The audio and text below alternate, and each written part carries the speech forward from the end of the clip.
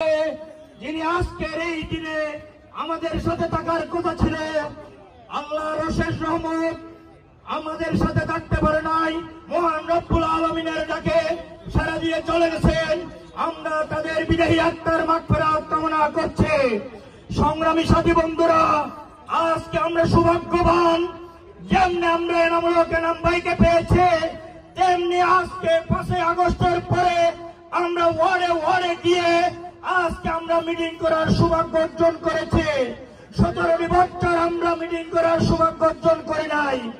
যেমনি ছিল খুনি হাসিনার দূষর পুলিশ বাহিনী থেকে শুরু করে ওই আওয়ামী লীগ, যুবলীগ, ছাত্রলীগের সন্ত্রাসীরা। সংগ্রামী সাথী বন্ধুরা, শুধু মিটিং নয়, আমরা একটি জানাজা পর্যন্ত পড়তে পারি নাই, আমরা একটি স্মরণ সভা করতে পারি নাই। সংগ্রামী সাথী বন্ধুরা, ওই খুনি হাসিনার দূষররা কি পরিমাণ আমাদের উপর নির্যাতন করেছে, বাইতুল মুকাররমের খতিব পর্যন্ত পালিয়ে গেছে। সংগ্রামী সাথী বন্ধুরা, শুধু তাই নয়, খালেদা জিয়াকে যারা 2 কোটি টাকার জন্য 8 বছর সাজা দিয়েছে, তারেক রহমানকে যারা ফাঁসি দিয়েছে। সংগ্রামী সাথী বন্ধুরা, এইখানে যে নেতৃবৃন্দরা আছেন, এমন কোন নেতা নাই তাদের বিরুদ্ধে মামলা নাই, নিশিরাম সওদাগর বম্বু নাই। সংগ্রামী সাথী বন্ধুরা, গাজীদার বম্বু নাই।